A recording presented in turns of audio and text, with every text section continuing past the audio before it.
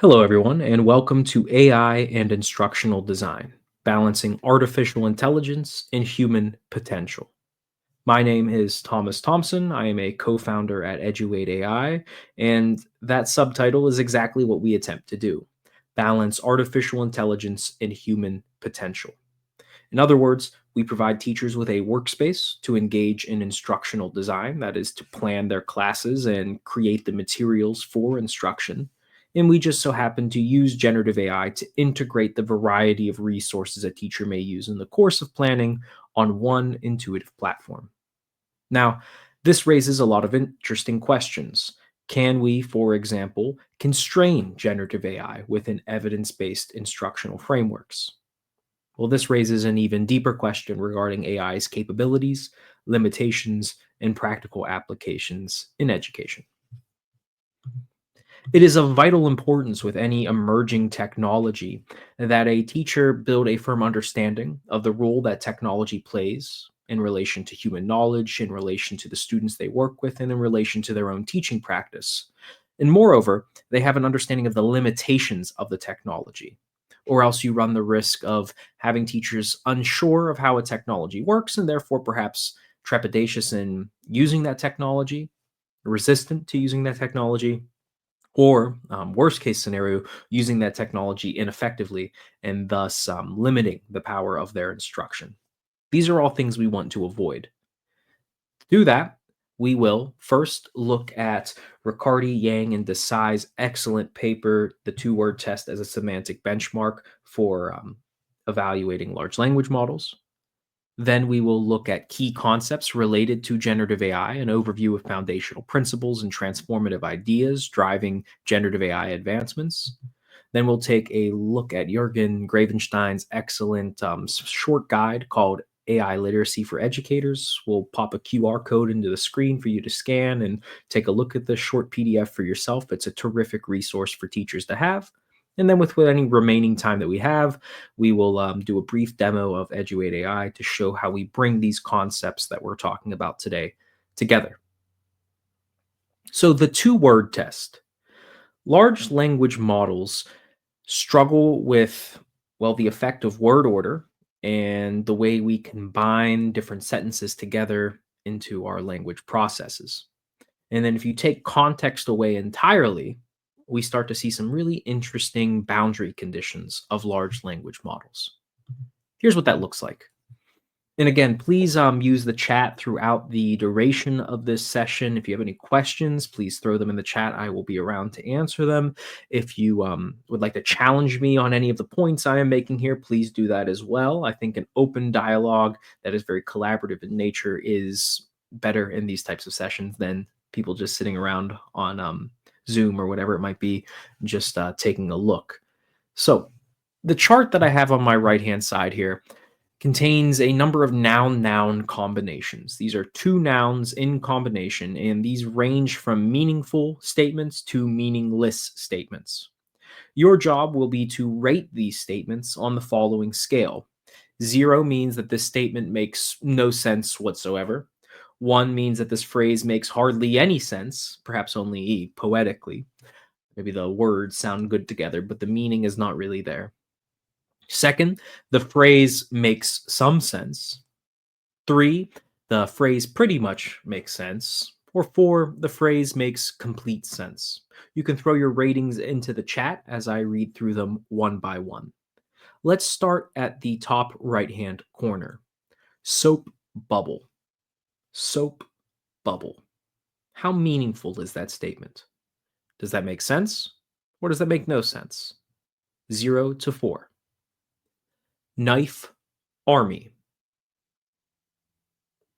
Sand beach. Cage rib. Baby boy. Goat sky. Sea lion. And truck milk. Now, looking at the tally of responses in the chat, it may come as some surprise that you likely outperform large language models on this test. Actually, most humans do consistently outperform the following models on this test. This reveals a fundamental truth about large language models. If we look at it, Claude 3 Opus, over the course of it was a much larger segment of two words than you all just rated, but an 18.7% failure rate on either misidentifying something as meaningful, even if it isn't, or misidentifying something as not meaningful, even when it was. GPT 3.5 got this task wrong for 55.1% of the time. So, in all likelihood, you outperformed the above listed AI models on this task. Why is that? Is it because AI lack meaning? Well, what does that exactly mean? A large language model operates not at the level of meaning that we operate. Rather, a large language model is a prediction system. Now, I'm not going to be snarky and say it's a autocomplete that is souped up and on steroids or sophisticated. I don't think that's a great metaphor to use. In fact, I think that's a misleading metaphor. Rather, a large language model operates across a statistical representation of natural human language. This means that it can string together phrases that are the form of meaning. It may know all of the words in the world, but it does not know how those words relate to the world. AI lacks an embodied experience, it lacks being in the world. Thus, unlike a calculator, which, say, computes exact answers, it generates responses by identifying and reproducing likely word sequences based on its training data. Its training data is a gigantic corpus of human language scraped from all over the internet. This makes large language models incredibly powerful tools for generating human like text, but also explains why they make basic semantic errors or present incorrect information confidently. Now, when an AI presents incorrect information confidently, the word used to describe that is a hallucination. Now, I think a hallucination anthropomorphizes these technologies when we shouldn't. It almost has the feeling of a state of mind, right? A person may hallucinate something in a certain state of mind, but a machine hallucinating, again, further lays this kind of anthropomorphized version of the technology, which I think ultimately is misleading. Also, a hallucination makes it sound as if something is wrong, but this is not a bug, hallucinations. Hallucinations occur because of a feature of the way these systems are built. It is a consequence of the architecture of large language models. That is to say, when an AI provides the user with a hallucination, incorrect information, that is to say that it provided the user with information that is statistically relevant, but factually incorrect, which is a strange concept for an individual to begin to wrap their heads around, right? We think of language as the vessel that we throw a bunch of meaning into and provide to other people. It allows us to engage in this social interaction with one another. But the thing about social interactions is that they are mediated by context. Large language models operating from an entirely different contextual set than we are. And that contextual set lacks meaning and heightens form. In this statistical representation of human language, the AI stresses for fluency and coherence. And these are elements of form, fluency and coherence. When I'm reading these sentences generated by an AI model, they make sense in that they are coherent and that they flow from the past sentence informs what is going on in this new sentence here, and they relate to one another. There is a fluency in the usage of language, and there's a coherence in the structure of the response that you received. And this is the form of language, again, but it lacks a sense of meaning, that is, factuality or truth, These are elements of meaning, not the only elements of meaning, and we can debate what meaning is and how truth can be arrived to in specific scenarios and contexts, but that is beyond the purview of this discussion. But we will suffice to say that large language models lack that. Now, that is not to say they are useless. In fact, they are very powerful tools, but they are tools that are running a shallow computation across a large set of information. The amount of data used is mind-bogglingly large, right? Imagine reading millions of books and millions of websites and then logging all of the words in those websites and then understanding a statistical model of how words relate to each other in order depending on the specific context in which they arrive. So it's weak at factual accuracy, at logical reasoning, and understanding the context in which you operate in the world, but rather strong at formatting or summarizing or even writing, generating ideas, because again, the form of language is a very powerful thing. But it's up to the educator to imbibe a sense of meaning into these words. Otherwise, they're just hollow vessels, devoid of anything. One of the most powerful drivers of learning in the classroom is to engage students in meaning making. That is, to ask questions that relate to be learned material to real experiences in the world, thus creating a feeling of salience that the topic actually relates to what I will see in my life. It is up to a teacher to do this. Now, key concepts related to generative AI, great source here and a great chart.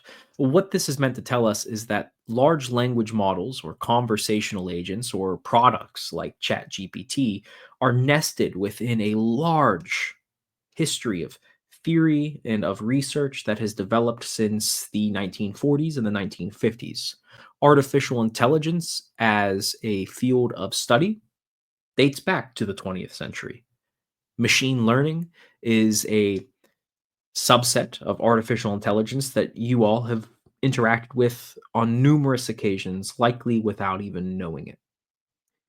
Machine learning is a method upon which vast amounts of the infrastructure of the internet are built upon. GPS, your Netflix algorithm recommending what to watch next, these kinds of things. AI literacy for educators, then. We spent a lot of time here discussing meaning and form and the statistical representation of natural human language in vector stores of meaning, if you will. What does this actually mean for you? Well, first is I'm pulling these AI literacy myths again from Jurgen Gravenstein's Great AI Literacy for Educators from his Substack Teaching Computers How to Talk. This was published on November 8th, just a couple of weeks ago. If you scan the QR code, you can get your hands on that PDF. He's a terrific resource for learning more about this technology and how it may relate to your everyday practice. I highly suggest you take a look at this article and give it a read. It's only 10 pages. But this is the too long didn't read version of that, and just some four notes that I would like to hit upon. Myth number one is that AI detectors are presently effective. They are not presently effective. Here are some confounding factors I'm going to throw at you. Let's say you ask the student to write an argumentative essay on some historical topic. Well, the student may research that historical topic on Perplexity, which is an AI search engine, a terrific tool. It's one of the AI tools I use regularly. And the student takes that summary that Perplexity provided it with sources, I might add, and they go into ChatGPT and ask GPT to expand upon what was written by Perplexity. Maybe the student has a couple of notes of their own that they want to add in, and they do that too. So maybe there's 2 sentences written by the student, 5 or 6 sentences written by Perplexity, and then they ask ChatGPT to expand upon it. What happens if they ask ChatGPT to then rewrite that expanded upon version? Or better yet, the student goes to Claude, another AI model, and asks Claude to expand upon what ChatGPT wrote. And then the student takes that article written by Claude with information from ChatGPT, sources from Perplexity, and a couple of lines of their own language. Maybe they take a piece here and a piece there from each of the different platforms and combine them and remix it in a way that is unique with different parts from different AI models. If you run that through an AI detector, how sure are you that it will pick up on the fact that an AI was in fact used? Or worse, what is the false positive rate on AI detectors? Well, it's staggeringly high. Current detection tools have high false positive rates. Thus, if you accuse students of academic dishonesty, even where it has not occurred, this will undermine trust in the classroom. And that damage done by undermining the trust through false positives and false accusations, that seems too high a price to pay. A better approach may be focusing on process based assessments or authentic tasks or tasks done in the room where a teacher can monitor how they are performed. Second myth, AI tutors are currently fit for purpose. If you watched the GPT-4 demo with Sal Khan, where his son is doing a math set of problems with the tutor, you'll find that even then, in an extremely controlled environment, there were a number of issues. The AI continually tried to interrupt his son as he was providing his answer in context. And this is something that we will see. AIs excel at narrow, specific tasks, and students asking questions and taking things in different directions. That's bound to go beyond the purview of what an AI model can do well. Moreover, if, say, the student is feeding in misconceptions about certain topics or certain emotional cues may be ignored, relationship building may not be there, but this immediate feedback, it is enticing. But AI tutors themselves, they're not particularly useful in helping students dive into, again, the meaning of a specific topic and understanding how that meaning relates to them, relates to the class, relates to be learned material or students' prior knowledge. Third, AI agents outperform humans on most tasks. That's not necessarily true. AI are still very limited. AI agents are so limited that they can't even perform the most economically valuable tasks that we have in mind for them, right? You cannot have an agent say, draft an email and then send the email for me, and then, um, add an event to my calendar should I get a response. You'll run into all kinds of errors throughout this process. Thus, AI agents acting in the world are still incredibly limited. Now, AI can destroy us in, say, chess or in Go in these closed systems, but the world is not so much of a closed system like a chessboard. The shallow computation across a wide range of data will only get an AI model so far. Making relationships with students and building out trust through action, through the reinforcement of student behaviors, through a fair syllabus applied equally to students with clear expectations. This is not something an AI can do. Myth number 4, AI can replace teachers on certain tasks. This is really a fundamental misunderstanding of both AI and teaching. Teaching, while there is a part of the form, right? It's much more about this embodied relationships and inspiration and judgment in a classroom, in a unique ecosystem that has not been represented in AI training sets because it's occurring in your classroom. It's a unique mix of individual humans who have different needs instructionally, who learn at different um, paces and through different paths. And thus, this requires so much differentiation of instruction, personalization of materials, that we might get close to mimicking some aspects of that with AI. And AI can create materials very well, but ultimately, the act of teaching is something reserved for human teachers. So with that, that brings me to EduAide AI. EduAide is not a tool that is meant to replace educators in any way. In fact, it is a workspace to help educators. It is a workspace in which an educator can operate, create, adapt, remix, and refine instructional materials to fit their unique needs. As I said, I was a teacher, my co founder is a teacher. We built this with a teacher front and center because we believe technology should amplify and not replace great teaching. So I will show but a few tools on EduAid that I think will give you a sense of how the application works. Allow me to zoom in. There we are. Again, feel free to ask any questions as we work through this. We have about 10 minutes left together. I will leave about 2 minutes at the end here to address any questions that I see in the chat that I think are quite pressing. When an educator enters the EduAid platform, this is the first tool that they're met with, our content generator.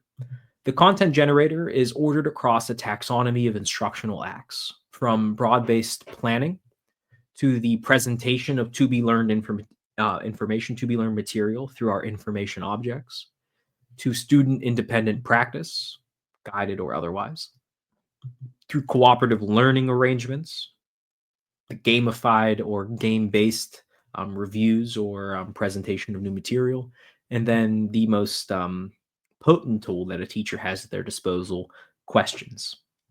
Let's start with planning.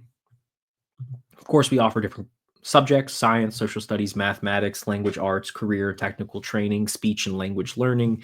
And then enrichment is kind of a placeholder for the number of subjects and areas, fields that we have not yet covered on EduAid. But really, this is mostly to organize the types of materials you have access to, because the needs of a high school science teacher are not the same as the needs of a elementary school language arts teacher. So let's go to social studies, as that's what I taught. That's what I'm strong at. That's what I can verify the responses for in the course of this demonstration. And let me go to lesson seed. And perhaps I am teaching about the Silk Road, great trading route of old. However, the Silk Road as a basis for a lesson plan is not a great way of utilizing the technology, because the response you will get will be generic, it will be broad.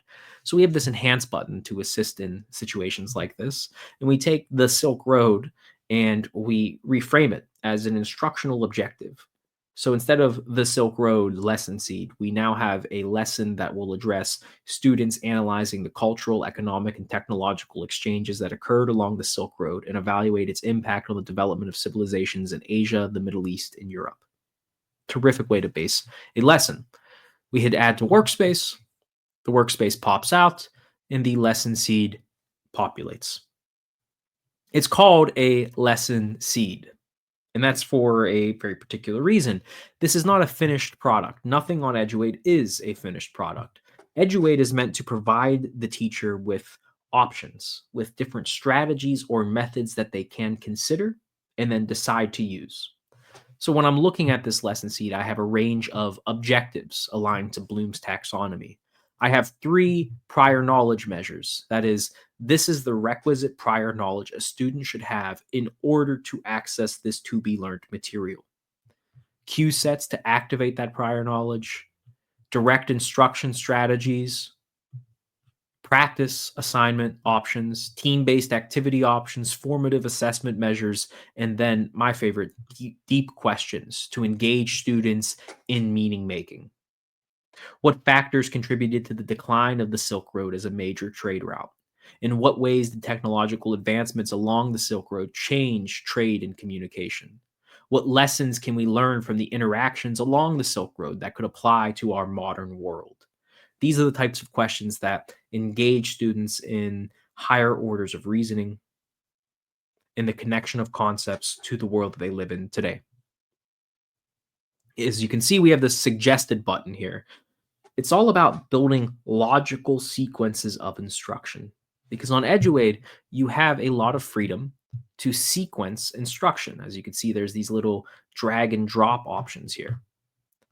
And what you can do is you can, once you have your think, pair, share, which has the questions, take 3 to 5 minutes to consider. Here are four possible questions you can consider. Teacher may go in, hit edit, narrow it down to one or two questions. Ask the students to think 3 to 5 minutes on these two questions. You could write them on the board, whatever it may be. Directions to go to the 5 to 7 minute discussion and then sharing it out. A very simple activity. We're not reinventing the wheel here. Now, perhaps you want to build off of that with a reading comprehension assignment tied to the Silk Road or scenario based questions to deepen student understanding of this. So here's a scenario, right? You're a historian in the year 1500, tasked with writing a report for a group of merchants planning to expand their trading routes along the Silk Road. These merchants want to understand how the cultural, economic, and technological exchanges along the Silk Road have influenced the civilizations that they are moving into. Right, here's the problem. You're beginning to research and you run into some different cultural practices and technological innovations. Your response should demonstrate an understanding of the interconnectedness of these four elements, right? Great. So we have our lesson seed, we have a think, pair, share, we have a few scenario-based questions, but we need information for the students to work with. Now, what you can do is you can take this lesson seed as the basis, you could take the objective as the basis, and we'll create an informative text. The informative text is going to be an introduction to the Silk Road, talk about cultural exchange, economic exchange, technological advances, conclusion, and of course, review questions throughout. Perhaps you want these review questions, however, to be multiple choice. That can be done. Add to workspace. Now we have multiple choice versions of these 5 questions. Perhaps you want the text to involve keyword support, so vocabulary support. You hit extract keywords. Now I have these 5 keywords from the lesson. You could take those and build a taxonomy scaffolding guide on this, or true and false questions around it, or matching questions even.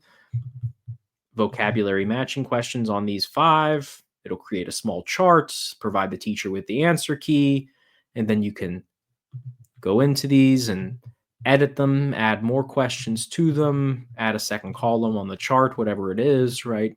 You can regenerate if you don't like the responses.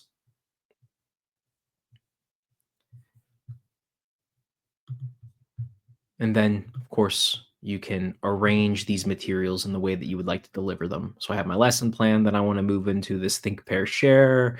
Then I want to provide students with an informative text.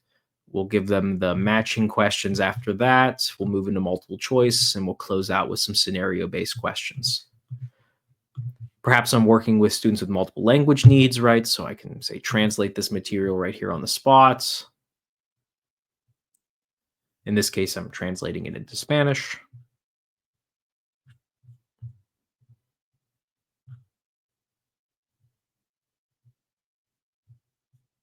And from there, you can chunk the text into smaller paragraphs, a lot of different tools, a whole suite of differentiation tools at your disposal. So this is just a brief overview of some of the power of EduAide.AI.